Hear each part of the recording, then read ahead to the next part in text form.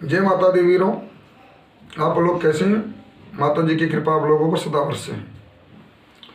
वीरों, 4-5 दिन के बाद आज वीडियो डाल रहा हूँ। कुछ मजबूरियाँ थी और कुछ अध्ययन भी कर रहा था मैं, इसलिए वीडियो डालने का मुझे मौका नहीं मिला। देश के अंदर तमाम बातें हो रही हैं इस समय, और कुल ब्राह्मण के ऊपर हो रही हैं, टोटल ब्राह्मण के ऊपर। ब्राह्मण कहाँ गलत था, क्यों गलती किया, ये मुझे समझ में नहीं आता। अध्ययन भी किया रामचरितमानस के ऊपर। बिहार के शिक्षा मंत्री 2-4 चौपाई लेकर के, 2-4 छंद लेकर के उसमें बोला गया शब्द सही है या गलत है, ये कुछ समझ में नहीं आया। अगर अपनी तरफ से देखेंगे तो गलत नहीं है, अगर अपनी तरफ से नहीं देखेंगे तो गलत है। उसी रामचरितमानस में तुलसीदास दुबे जी, जो मुगल शासक के समय रामचरितमानस का रचयिता लेख लिख रहे थे, और कहीं भी मुगलों के खिलाफ नहीं लिखे। कहीं भी मुगलों के खिलाफ कहीं भी एक शब्द नहीं लिखा गया है। उसके पहले बाबर ने राम मंदिर को तोड़कर मस्जिद बनवा दिया था, मंदिर को तोड़वा दिया। उसका भी उल्लेख कहीं नहीं किया गया रामचरितमानस में, कहीं भी उल्लेख नहीं है। और कुछ ब्राह्मण कहते हैं कि तुलसीदास दुबे जी महाराज को ब्राह्मण उनका बहिष्कार कर दिए थे। वो खुद लिखे भी हैं कि ना अपनी बेटी को मुझे मुसलमानों के घर शादी करना है, ना उनके एक बेटी अपने घर मुझे लाना है। मैं मांग के खाऊंगा, मस्जिद में सो जाऊंगा। ब्राह्मण उनको ब्राह्मण नहीं मानते थे। तो ब्राह्मण अगर उनको ब्राह्मण नहीं मानते थे तो उनके द्वारा लिखी गई पुस्तक रामचरितमानस का क्यों प्रचार करने लगे? उनका धर्म के साथ क्यों जोड़ा गया? क्यों जगह जगह रामचरितमानस का पाठ किया जाता है? जब उनका बहिष्कार किया गया कि वो ब्राह्मण नहीं है, ब्राह्मण के खिलाफ लिखे हैं, तो उन्हीं के ग्रंथ को क्यों आप पढ़ें?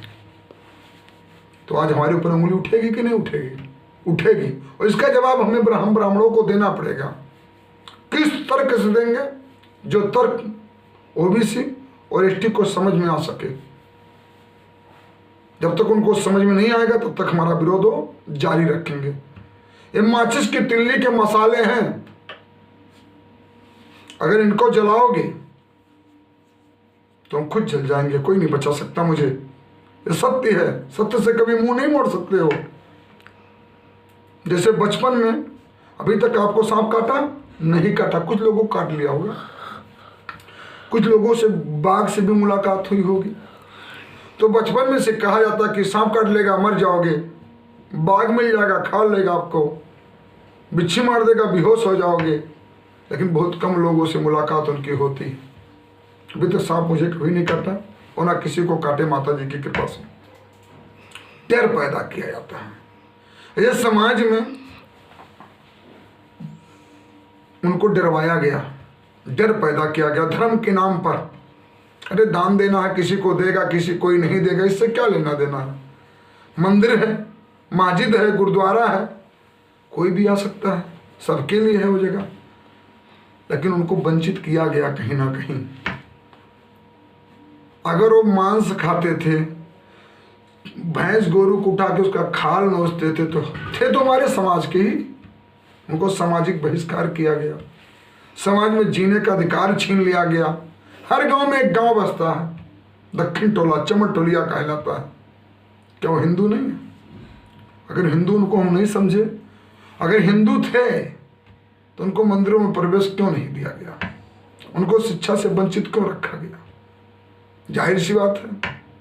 आज डॉक्टर साहब का डॉक्टर साहब को क्यों मानते हैं? वो सब हम भी मानते हैं, उनके संविधान के लेख में हम भी आते हैं। अगर संविधान नहीं होता तो नेता किसी के नहीं होते। हम आपको कहीं ना कहीं मंडी में खड़ा करके बेच देते। ये सत्य है। नेता कभी कांग्रेस में जाता है, कभी बीजेपी में जाता है, कभी सपा में जाता है, कभी बसपा में जाता है। नेता कहीं किसी का हुआ? किसी का नहीं होता। नेता केवल अपना स्वार्थ ढूंढता है। हम लोग धर्म के नाम पे, जात के नाम पे खुद लड़ते रहते हैं। जात के नाम पर हम लड़ते रहते हैं, कभी हिंदू मुस्लिम के नाम पर हम लड़ते रहते हैं। ये केवल राजनीतिक मुद्दा है, केवल राजनीतिक मुद्दा है। मेरे वीरों, मैं वीडियो बनाता हूँ बड़ा साहसी होकर, बड़ा निर्भीक होकर, क्योंकि मैं जानता हूँ मेरे साथ कुछ भी हो सकता है। लेकिन डरना किस चीज़ की बात है? डरना नहीं चाहिए, क्योंकि हमारे डॉक्टर भीमराव अम्बेडकर साहब ने कहा था 100 दिन बकरी की जिंदगी जीने से अच्छा है एक दिन शेर की जिंदगी जी कर मर जाओ। पढ़ो, आगे बढ़ो, सबका अधिकार है। शिक्षा जीवन की वो कुंजी है, शिक्षा उस शेरनी का दूध है जिसे पीकर लोग दहाड़ते हैं। आगे बढ़ो, पीछे मुड़ के नहीं देखना चाहिए। और किसी जात विशेष के लोगों से भी संबंध रखो, क्योंकि वो अपने हैं। कहीं ना कहीं उनको हम धोखा दिए हैं, वो मुझे धोखा नहीं दिए हैं। कोई 4 बीघा खेत दे दिया, जिंदगी भर हरवाही करवाया। कोई 2 बीघा खेत दे दिया, पूरी जिंदगी हरवाही करवाया। आज उनको संविधान ने बोलने का अधिकार, पढ़ने का अधिकार, समाज में उठने बैठने का अधिकार, पूरा अधिकार मिल गया। तो ये सब ब्राह्मणों को जो जाति बनाए थे सोचना चाहिए था। वो अपने लिए कुछ नहीं किए और दूसरों के लिए भी कुछ नहीं किए। अपने धर्म की रक्षा कर पाए और न दूसरे को धर्म के साथ रख पाए। कभी दूसरे लोगों को भी धर्म के साथ रखते, उनको भी किनारे रख दिए। अरे हिंदू का मतलब होता क्या है? केवल ब्राह्मण और ठाकुर, लाला बनिया, और कोई नहीं, और कोई हिंदू नहीं है। ओबीसी, ये सब कौन है? आपके ब्राह्मण, आपके हिंदू नहीं है, आपके धर्म के लोग नहीं हैं, आपके धर्म के अनुयायी नहीं हैं। अकेला कभी नहीं लड़ सकते किसी से। हिंदू का मतलब होता है हिंदू, और हिंदू का मतलब होता कि हम आपके हैं, आप हमारे हैं। अगर आपके कोई काम काज पड़ गया, आप हमारे दरवाजे जाते हैं, हम आपके दरवाजे पाते हैं। आप मेरे यहाँ खाना खाते हैं, मैं आपके यहाँ खाना खाता हूँ। लेकिन जब समाज को ठुकराओगे तो एक दिन समाज आपको भी ठुकरा देगा। सही बात है। संविधान में जो भी डॉक्टर भीमराव अम्बेडकर साहब लिख करके गए हैं उसका पालन हो रहा। संविधान से देश चल रहा है, न कि किसी धर्म से, किसी चीज से देश नहीं चल रहा, केवल संविधान से चल रहा है। किसी धर्म को मानना और ना मानना ये हमारा और आपका दायित्व बनता है। आप किसे मानते हैं? बाध्य नहीं है, कोई भी बाध्य नहीं है कि इस धर्म को मानो, इस धर्म को मानो, इस धर्म को मानो। आप स्वतंत्र हैं, किसी भी धर्म को आप मान सकते हो, किसी भी धर्म के अनुयायी आप बन सकते हो, लेकिन किसी का शोषण नहीं कर सकते हो। शोषण करने का अधिकार किसी ने आपको नहीं दिया। अगर शिक्षा से वंचित रखोगे किसी को तो एक दिन बौंडर आना निश्चित है। किसी को आगे बढ़ने से अगर रोकोगे तो एक दिन वो धक्का लगा कि आपको पीछे छोड़ देगा, वो आगे निकल जाएगा। और यही हो रहा है, ये हो रहा है। बेचारे मजदूरी कर लेते हैं, 200-300 रुपया कमा लेते हैं। उनके परिवार के लोग भी मजदूरी करके 200-300 रुपया कमा लेते हैं। वो कहीं भी जाते हैं, झुग्गी झोपड़ी डाल के अपनी ज़िंदगी का गुजारा कर लेते हैं। जानते हैं क्या चीज़ है? आज के 30 साल पहले मेरे देश के अंदर क्यों ना आवाज़ उठाएं भैया? आवाज़ उठाने को उनका फर्ज है कि उनको कुचला गया था, उनको दबाया गया था।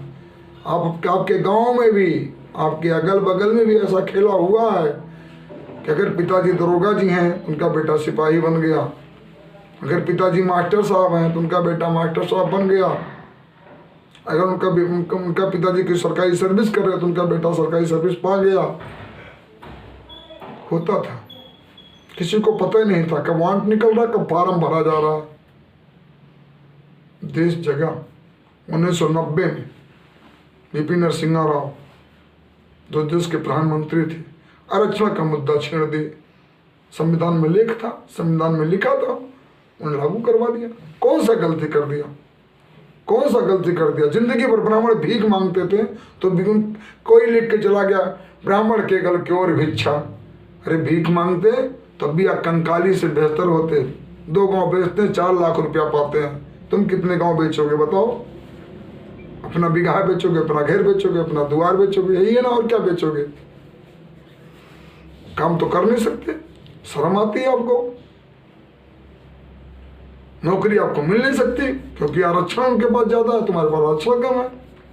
तो 90 वाले वो 65 वाले हैं, क्या करोगे? किसी का तिरस्कार करना बंद कर दो, अब तो सम्मान देना शुरू कर दो।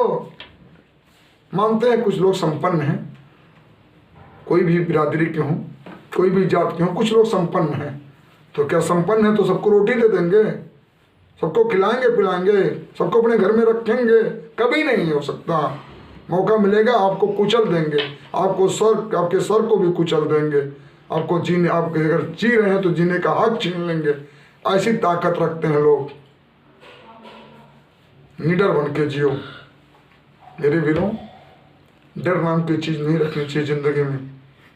अगर डर के रहोगे तो रोज मरते रहोगे। अगर मेरी बातें अच्छी लगी हो तो कमेंट कर देना, और नहीं अच्छी लगी हो तो कोई बात नहीं, छोड़ देना देख करके।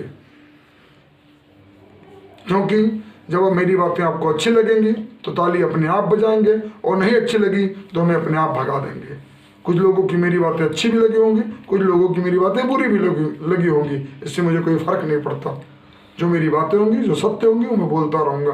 जय माता रानी की, जय माता रानी की, जय कल्याण करो माता कल्याण, जय मां बेड़ा, जय मां बेड़ा।